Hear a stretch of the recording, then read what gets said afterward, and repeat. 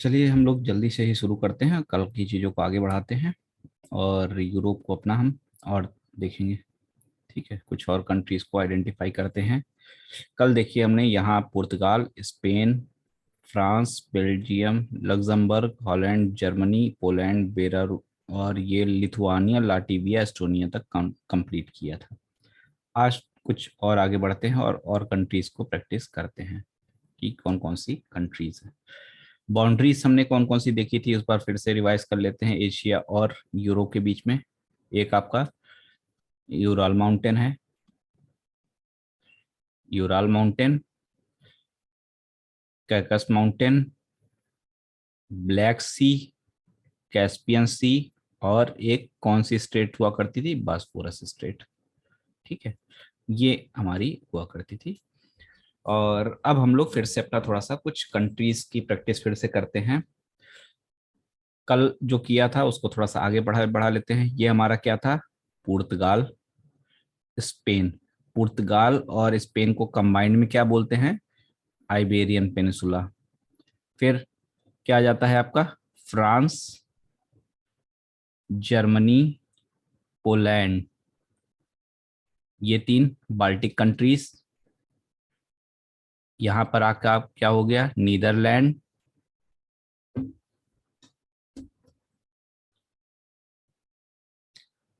ये आपका क्या हो गया, बेल्जियम, और ये क्या हो गया, लग्जमबर्ग।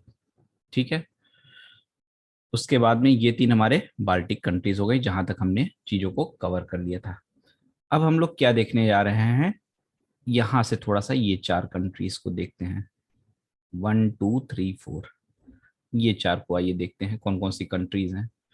ये लिथुआनिया, लाटविया, एस्टोनिया तो हमने कर ही लिया है। सबसे पहले लिथुआनिया, नीचे वाला लिथुआनिया है, लाटविया है, एस्टोनिया है। और ये कौन सी कंट्रीज हैं, बाल्टिक कंट्रीज हैं क्योंकि ये बाल्टिक सी है।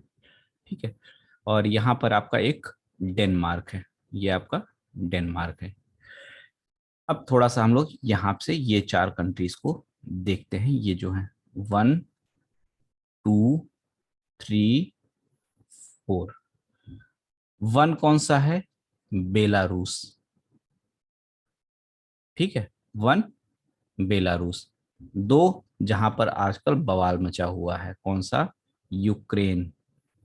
बेलारूस, फिर यूक्रेन। उसके बगल में एक छोटा सा कंट्री है मालडोवा। कौन सा कंट्री है, मालडोवा। और चौथा है रोमानिया। बेलारूस, यूक्रेन, मालडोवा और रोमानिया। अब देखिए, रशिया जो है बाउंड्री कहाँ कहाँ शेयर कर रहा है, एस्टोनिया से भी कर रहा है, लाटविया से भी कर रहा है, लिथुआनिया से कर रहा है क्या, नहीं, डायरेक्ट यहाँ पर मेनलैंड से नहीं कर रहा है। लेकिन पोलैंड और लिथुआनिया के बीच में ये छोटा सा जो पोर्शन है जो रशिया का पार्ट है, ये लिथुआनिया से टच करता है। तो क्वेश्चन हुआ कि क्या बाल्टिक कंट्रीज के सभी कंट्री रशिया से बाउंड्री शेयर करते हैं या नहीं करते हैं। तो ओवरऑल आंसर क्या हो जाएगा कि हाँ, तीनों ही कर रहे हैं, क्योंकि लिथुआनिया डायरेक्ट मेनलैंड से नहीं कर रहा लेकिन यहाँ से तो कर रहा है। तो इसका आंसर होगा हाँ, ये भी शेयर कर रहा है। ठीक है, बेलारूस तो कर ही रहा है। बेलारूस और किससे बाउंड्री बना रहा है, पोलैंड से भी बना रहा है, यूक्रेन से भी बना रहा है। ठीक है, और ऊपर में आपका लिथुआनिया और लाटविया और रशिया से भी बना रहा है। बेलारूस को आप देखिए, कहीं से वाटर बॉडी से कनेक्ट हो रहा है क्या, कहीं से कहीं पे इसके चारों तरफ कहीं पानी आपको दिख रहा है, नहीं दिख रहा है। तो ऐसी कोई कंट्री जिसके आस चारों तरफ पानी नहीं हो, वाटर नहीं हो, उसको हम कहते हैं लैंड लॉक्ड कंट्री। क्या बोलते हैं, लैंड लॉक्ड कंट्री। और बेलारूस एक ऐसा ही लैंड लॉक्ड कंट्री है जो चारों तरफ से लैंड मास से घिरा हुआ है। एक हमने कल कंट्री और पढ़ा था, कौन सा, लग्जमबर्ग, ये छुट्टू, ये भी क्या है, लैंड लॉक्ड है। इसके एक साइड में बेल्जियम है, यहाँ पर जर्मनी है, यहाँ पर फ्रांस है। और क्या स्विट्जरलैंड है, तो बहुत दूर है, अभी तक वहां पहुंचे ही नहीं है हम, तो ये नहीं है। बेल्जियम, जर्मनी और फ्रांस से ये घिरा हुआ है। एक साइड इसको ट्रायंगल शेप में इसको एक तरह से पकड़े हुए है कौन, ये छोटू बीच में है लग्जमबर्ग। एक साइड इसको जर्मनी जकड़े हुए है, एक साइड इसको बेल्जियम जकड़े हुए, एक साइड इसको फ्रांस जकड़े हुए है। तो इस तरीके से ये है। तो लग्जमबर्ग भी हमारा क्या है, एक लैंडलॉक्ड कंट्री है, लैंडलॉक्ड कंट्री है। ये हमारा आ जाता है एक छोटा सा कंट्री माल्डोवा, और उसके बाद में हमारा ये है रोमानिया। ठीक है, रोमानिया। अब ये चार तो हो गए। ऊपर में आ जाते हैं थोड़ा सा, यहाँ पर, यहाँ भी तीन कंट्री बड़े आराम से आपको दिख रहे होंगे, एनएसएफ, नॉर्वे, स्वीडन और फिनलैंड। नॉर्वे, स्वीडन और फिनलैंड। ठीक है। और ऊपर में एक आइसलैंड, ये एक अलग ही पड़ा हुआ है। यूके जो है ये पूरा तीन कंट्रीज के बना हुआ है। तीनों कंट्रीज को हम बाद में देखेंगे जब यूके के बारे में डिटेलिंग थोड़ा सा करेंगे। लेकिन ये पूरा हमारा यूके का पोर्शन है। ये हमारा पूरा आइलैंड है, जिसमें ये वाला पोर्शन जो देख रहे हैं ये नॉर्दर्न आइलैंड है। इसका कलर देखिए और इसका कलर देखिए, आपको सेम दिख रहा होगा। मतलब यहाँ पर किसका अधिकार क्षेत्र होगा, यूनाइटेड किंगडम का। ये नॉर्दर्न आइलैंड हो गया, ये आइलैंड हो गया। ठीक है। तो इतनी कहानी तो हम कर लेते हैं। थोड़ा सा अब हमको ध्यान किस पे लगाना है, नॉर्वे, स्वीडन, फिनलैंड को आप पहचान लीजिएगा। थोड़ा सा फोकस हमको किस पे करना है, हमको फोकस करना है ये छोटे छोटे छोटे छोटे छोटे छोटे बहुत सारे कंट्री आपको दिख रहे हैं। नंबर हम पहले इसको डाल लेते हैं। ये देखिए, स्विट्जरलैंड, फिर ऑस्ट्रिया, अब चेक रिपब्लिक, स्लोवाकिया, हंगरी, क्रोएशिया। अब ये देखिए, ये स्लोवाकिया है और एक कंट्री यहाँ पर है स्लोवेनिया, बोस्निया, सर्बिया। इतनी कंट्रीज अब याद करते करते आप भूल जाएंगे। ठीक है। तो हमको क्या करना है, थोड़ा सा दो दो तीन तीन करके देखते हैं और समझते हैं कि कौन कौन सी कंट्री कहाँ कहाँ पे है। ठीक है। तो एक डायरेक्शन में हम लोग चलते हैं। पहले ये हम लोग एक ये पकड़ते हैं, स्विट्जरलैंड से हम लोग निकलते हैं और पोलैंड जाते हैं। चलिए देखते हैं, स्विट्जरलैंड से पोलैंड की ट्रेन पकड़ते हैं हम लोग, घूमने निकलते हैं स्विट्जरलैंड से और पोलैंड जाते हैं। तो क्या क्या हमको मिल रहा है, जब हम स्विट्जरलैंड से निकलते हैं, स्विट्जरलैंड से मान लीजिए आप मॉर्निंग में निकल गए, ब्रेकफास्ट कर लिए, उसके बाद आपको लंच करना है। लंच आप कहाँ करेंगे, ऑस्ट्रिया में। लंच आप ऑस्ट्रिया में करेंगे। ठीक है, लंच ऑस्ट्रिया में करेंगे। फिर उसके बाद शाम का जो स्नैक्स होगा आपका कहाँ रहेगा, चेक रिपब्लिक में। चेक रिपब्लिक में। स्विट्जरलैंड से कहाँ पहुंचे, ऑस्ट्रिया पहुंचे, और ऑस्ट्रिया से आप कहाँ पहुंचे, चेक रिपब्लिक पहुंचे, और रिपब्लिक के बाद में आप डिनर करने के लिए पोलैंड पहुंच गए। पोलैंड पहुंच गए। स्विट्जरलैंड से सुबह निकले थे, ऑस्ट्रिया और चेक रिपब्लिक होते हुए पोलैंड आप पहुंच गए। मॉर्निंग ब्रेकफास्ट स्विट्जरलैंड की किया, ऑस्ट्रिया में लंच कर लिया, चेक रिपब्लिक में स्नैक्स लिया शाम का, और पोलैंड में खाना पीना खा के सो गए। तो चार कंट्रीज आपकी यहाँ पर होती हैं। अब थोड़ा सा एक चीज और याद रखिए आपको याद करने के लिए। अब ये ऑस्ट्रिया को अगर आप देखेंगे, इस ऑस्ट्रिया को थोड़ा सा देखिए। ये जो ऑस्ट्रिया है किससे बाउंड्री शेयर कर रहा है, जर्मनी से। ऑस्ट्रिया जर्मनी से बाउंड्री शेयर कर रहा है। ठीक है।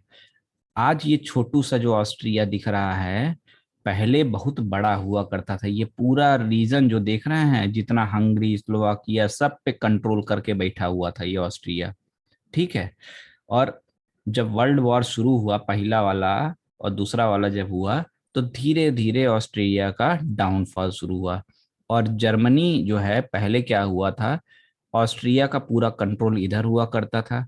लेकिन जर्मनी ने फिर धीरे धीरे, जर्मनी का जब यूनिफिकेशन हुआ, वर्ल्ड हिस्ट्री में हम पढ़ेंगे, तो इन सारे एरियाज पे धीरे धीरे करके जर्मनी ने अपना कंट्रोल शुरू किया। और इवन जर्मनी फ्रांस के यहाँ तक पहुंच गया था। ठीक है। तो उससे क्या हुआ, इनके बीच में डिस्प्यूट बढ़ता गया और ऑस्ट्रिया के अधिकार क्षेत्र में ये आ जा रहा था। तो इनके बीच में वर्ल्ड वॉर होता है और फाइनली जर्मनी उसमें होता है पराजित। और ये छोटे छोटे जितने देश हुए थे जिसपे ये अपने एक यूनिफिकेशन करते हुए इसने अपना कब्जा कर लिया था, वो क्या हो गए, इंडिपेंडेंट कंट्री बन गए, इंडिपेंडेंट कंट्री बन गए। और ऐसे ही आपको छोटी छोटी यहाँ पर कंट्री, चेक रिपब्लिक वगैरह फिर जर्मनी के पार्ट बन चुके थे, लेकिन बाद में इनको वर्ल्ड वॉर के बाद में इंडिपेंडेंट कंट्री की तरह से बना दिया गया। तो जर्मनी और पोलैंड के बीच में चेक रिपब्लिक, हम जब जा रहे थे यहाँ से ऑस्ट्रिया, ये रास्ता पकड़ के हम ऐसे जा रहे थे चेक रिपब्लिक से, तो चेक रिपब्लिक से ही एक मोड़ आया। कौन सा, एक यू टर्न आ गया, समझ लीजिए इस तरीके से एक यू टर्न आया। ऐसे जा रहे थे हम लोग, देखिए हटा देते हैं और यहां समझिए, स्विट्जरलैंड से निकले थे, उसके बाद में ऑस्ट्रिया में लंच किया, चेक रिपब्लिक में स्नैक्स लिया, पोलैंड पहुंच गए। ठीक है, तो जा रहे थे, आपके साथ में गाड़ी में आपका एक फ्रेंड भी बैठा रहा होगा, उसने कहा चलो एक काम करते हैं, यहाँ से हम लोग कहीं और भी घूमते हैं, इटली भी घूम लेते हैं। तो चेक रिपब्लिक में जब था तब उसने कहा, तो आपने कहा है पहले तुमको याद नहीं आ रहा था कि हम लोग स्विट्जरलैंड से सीधे इटली चले जाते हैं, अब तुम बता रहे हो कि हम लोग चलो इटली घूम लेते हैं। तो बोला चलो कोई बात नहीं, एक काम करो, यू टर्न ले लो गाड़ी को। तो आपने गाड़ी को लिया यू टर्न, बोला हम बताते जा रहे हैं तुम चलते जाओ। तो उसने कहा ठीक है हम रास्ता बता रहे हैं तुम चलते जाओ। तो रास्ता वो बताते गए आपको ऐसे, और आप ऐसे ही आते चले गए यहाँ से पीछे घूम के। तो पहले जब चेक रिपब्लिक से आप निकले तो क्या आपको मिला, स्लोवाकिया मिला, स्लोवाकिया मिला। स्लोवाकिया से निकले तो फिर से आपको भूख लग गई और आप हंग्री हो गए एकदम से, स्लोवाकिया से निकल के आप फिर से हंग्री हो गए। ठीक है, हंगरी हो गए, उसके बाद स्लोवेनिया में आपने खाना वाना फिर से कुछ नाश्ता पानी किया और फाइनली इटली घूमने पहुंच गए। फिर स्लोवेनिया पहुंच गए आप, उसके बाद में अल्टीमेटली आप इटली में आ गए, आप इटली पहुंच गए। तो यहाँ पर आपको कौन कौन सी कंट्री मिल जा रही है, यहाँ पर कौन कौन सी कंट्री आपको मिल गई, स्विट्जरलैंड घूमने गए थे, स्विट्जरलैंड से निकल लिए ऑस्ट्रिया, ऑस्ट्रिया से निकल लिए चेक रिपब्लिक, जाना था पोलैंड, लेकिन पोलैंड जाने के बजाय आपके दोस्त ने कहा पहले इटली घुमाओ, तो आपने कहा ठीक है घूमोते हैं, स्लोवाकिया गए, हंगरी गए, स्लोवेनिया गए और आ गए इटली। इटली घूम टहल लिए। अब इटली जब आप घूम टहल लिए, वापस आने की बारी आई कि चलो चलते हैं। अब फिर से आप कहे कि पोलैंड यार अब उतनी दूर कौन जाएगा, आओ इधर ही आसपास में देख लेते हैं जो जो यहाँ पे है, उसके बाद में घर चलते हैं। क्योंकि पोलैंड तो एक बार जर्मनी जब गए थे तब देख ही लिए थे इस वाले रास्ते से, अब दोबारा पोलैंड नहीं जाएंगे। आपने कहा ठीक है, इटली से रिटर्न हो गए, इटली से रिटर्न हुए। कैसे कैसे रिटर्न होते हैं देखिए, आइए। इटली से वापस उसी रास्ते पे पहुंचे तो सबसे पहले मिल गया स्लोवेनिया। अब आप कहेंगे इससे आगे बढ़ेंगे तो फिर से हंगरी, हंगरी तो पहले ही घूम चुके हैं। तो क्या करते हैं, हम नीचे आ जाते हैं, नीचे तीन चार देशों को देख लेते हैं, घूम लेते हैं। कौन कौन से देश हैं, आइए देखते हैं कौन कौन से देश हैं। सबसे पहले आपको मिल जाता है क्या, क्रोएशिया। सबसे पहले आपको मिलता है क्रोएशिया, ये मिला क्रोएशिया। फिर आपको यहीं पर मिल जाता है एक बोस्निया, बोस्निया हर्जेवेनिया नाम भी इसको दिया जाता है, बोस्निया, क्रोएशिया बोस्निया।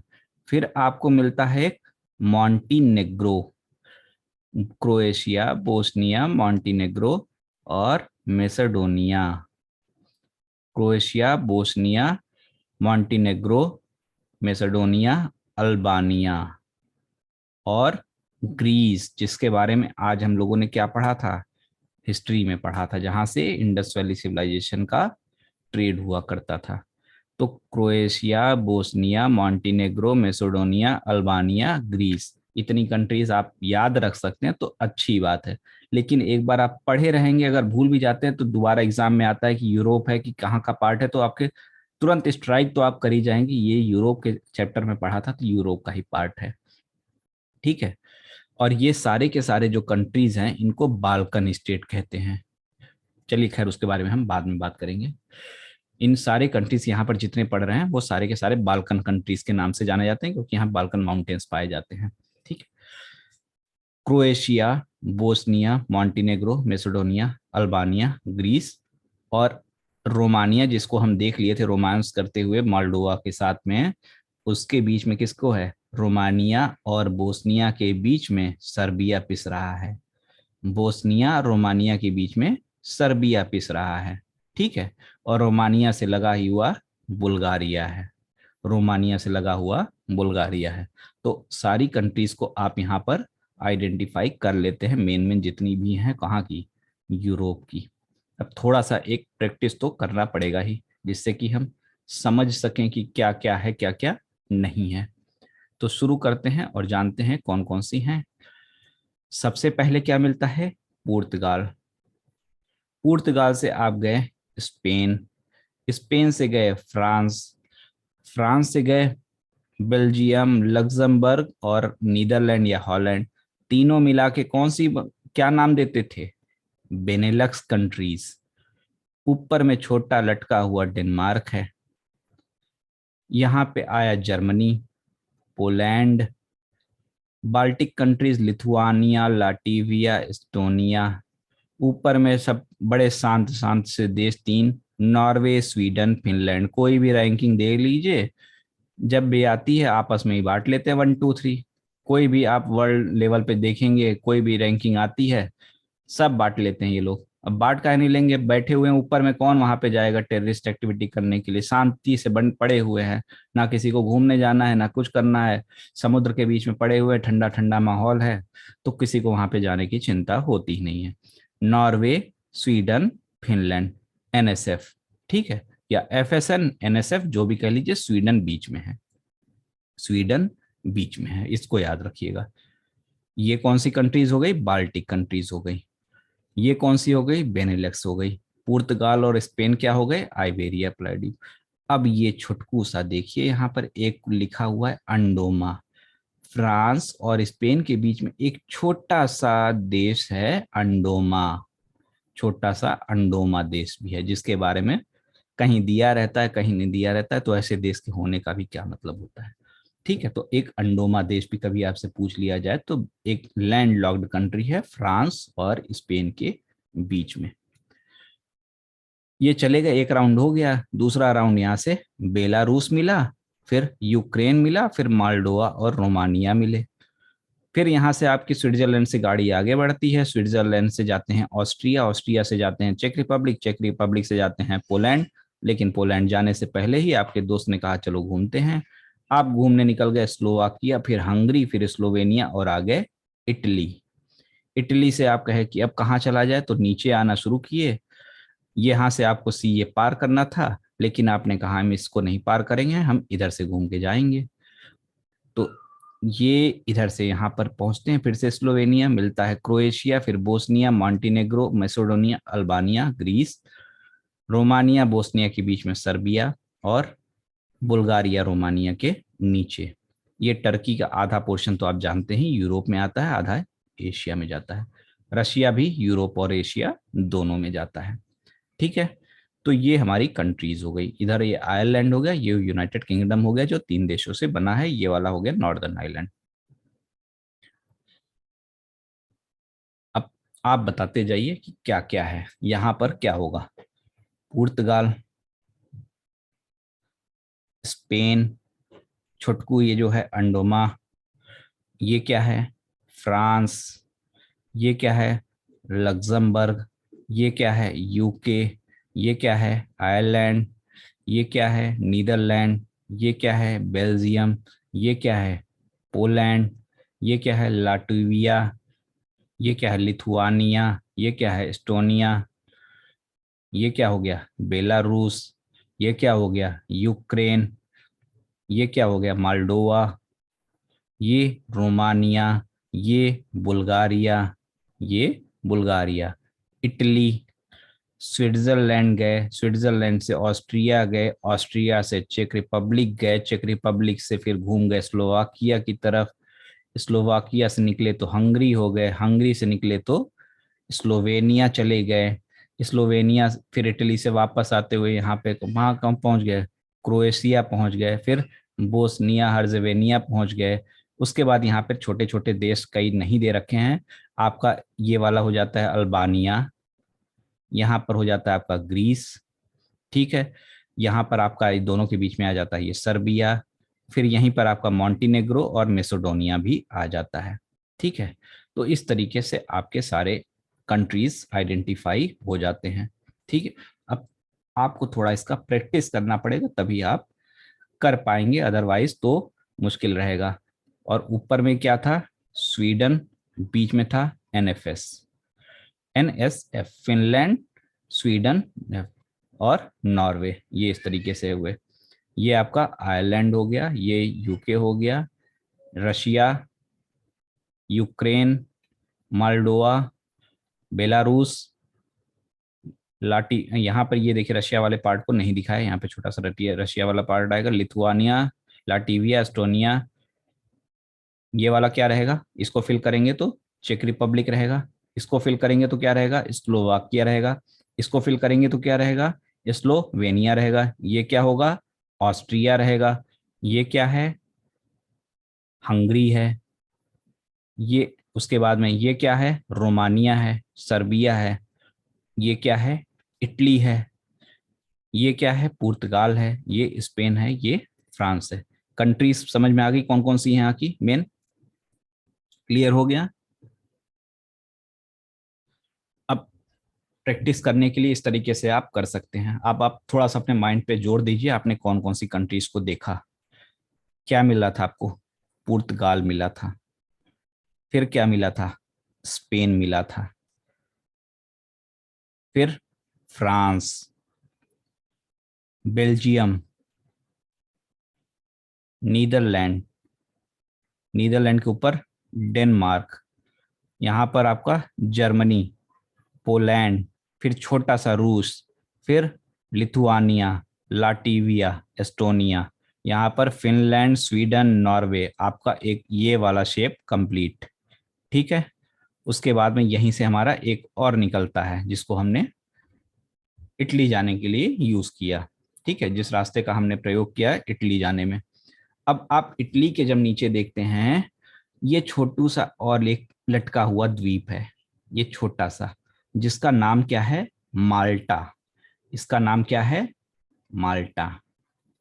और ये भी इटली का ही पार्ट है, ये भी इटली का ही पार्ट है, किसका पार्ट है, इटली का ही पार्ट है, ठीक है। तो इस तरह से यहां पर है।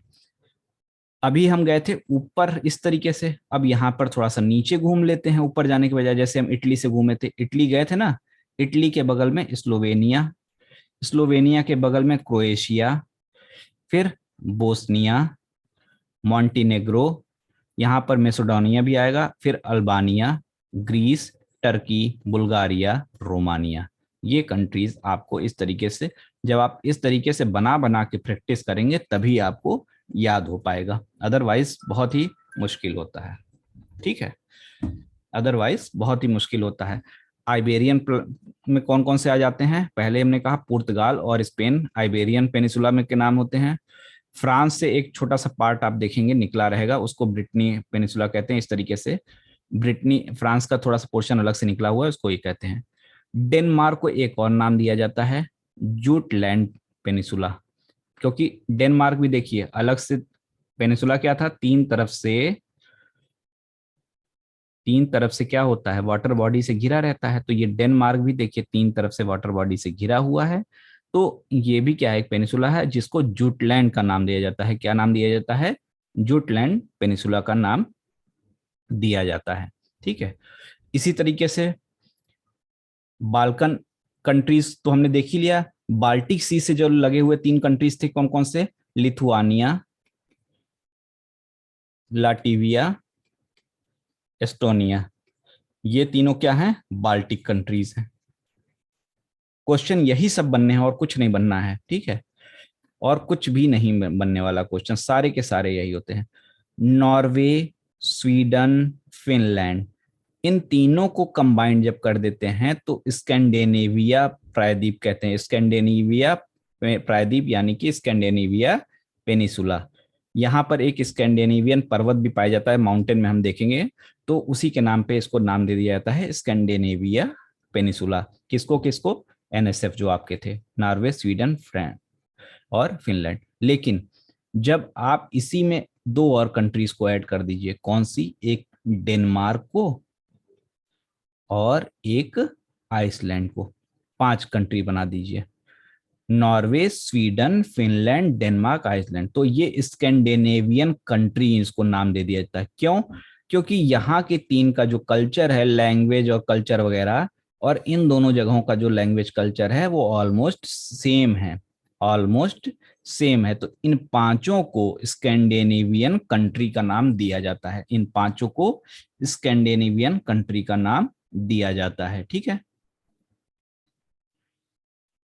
नीदरलैंड, बेल्जियम, लग्जमबर्ग को क्या बोलते हैं हम लोग, बेनेलक्स कंट्री कहते हैं। ये तो हमने देख ही लिया है, जिसमें से लग्जमबर्ग क्या है, लैंड लॉक्ड कंट्री है। लैंड लॉक्ड कंट्री क्या होती है, जो चारों तरफ से लैंड से, मास से घिरी रहती है, जो चारों तरफ से लैंड मास से घिरी रहती है, उसको हम लोग ये बोलते हैं लैंड लॉक्ड कंट्री।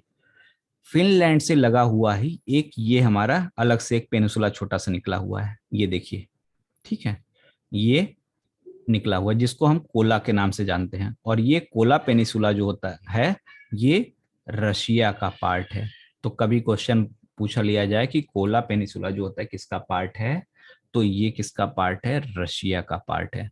और बाल्कन कंट्रीज जो हैं ये सारे के सारे, यहाँ पर जितने आप कंट्री छोटे छोटे मिले वो सब बाल्कन कंट्री के नाम से जाने जाते हैं।